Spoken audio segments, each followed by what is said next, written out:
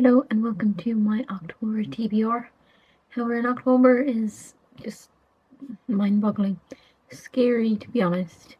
I have a stack of books here and one on Kindle, so we're going to get through them. We have The Kiss Curse by Erin Sterling, which I don't know a lot about. It's the sequel to The X-Hex. This is about Gwen, which is Viv's cousin from book 1. I don't really know the plot per se, but I think she shares a kiss with somebody and it has a lot of ripple effects for the town, so it obviously unleashes some weird curse.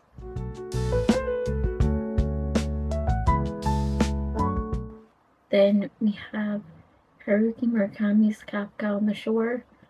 Haruki Murakami, I've heard, writes about women in a very odd way, and I've only read one Haruki Murakami, and it was a short story, so really my interactions with him are fairly minimal. This is about a teenage boy who is on the run and an aging simpleton who is drawn to Kafka for reasons he cannot fathom. As their paths converge, acclaimed author Haruki Murakami enfolds readers in a world where cats talk, fish fall from the sky, and spirits slip out of their bodies to make love or commit murder in what is truly a remarkable journey. That's not scary at all. Okay, interesting.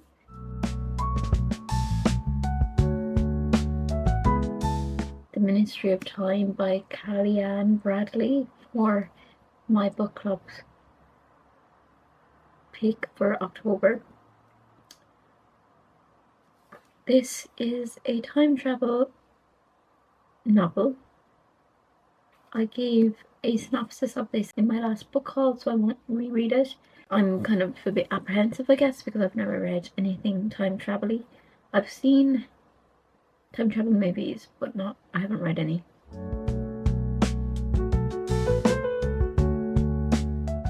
Then we have Homegoing by Yaa Gyasi.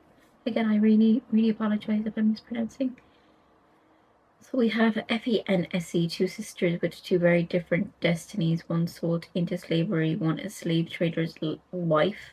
The consequences of their fate reverberates through the generations that follow, from the Gold Coast of Africa to the plantations of Mississippi, from the missionary schools of Ghana to the dive bars of Harlem, spanning spanning continents and generations. Yaa Gyasi has written a miraculous novel, an intense, heartbreaking story of one family and their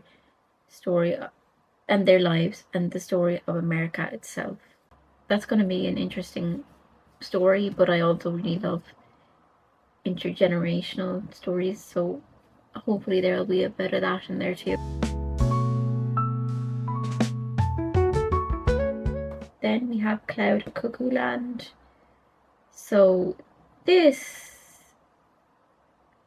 follows an orphan named Anna in the 15th century. She lives inside the formidable walls of Constantinople.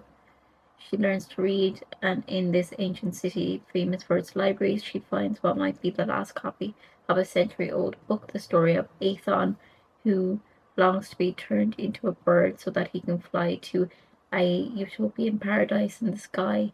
Outside the walls of Umir, a village boy conscripted with his beloved oxen into the army that will lay siege to the city. His path and Anna's will cross. In the present day, in a library in Idaho, octogenarian Zeno rehearses children in a play adaptation of Aethon's story, preserved against all odds through centuries. Tucked amongst the library shelves is a bomb planted by a troubled, idealistic teenager, Seymour. This is another siege, and in a not-so-distant future, on the interstellar ship Argos, Constance is alone in a vault, copying on scraps of sacking the story of Aton told to her by her father. Anna, Omir, Seymour, Zeno, and Constance are dreamers and outsiders whose lives are gloriously intertwined. Anthony Doerr's dazzling imagination transports us to worlds so dramatic and immersive that we forget for a time our own.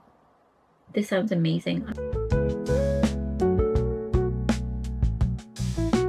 And finally, we have Sally Rooney's Intermezzo, which again I recently hauled, so I won't go through the blurb, but I'm pretty sure most people know what it's about at this stage.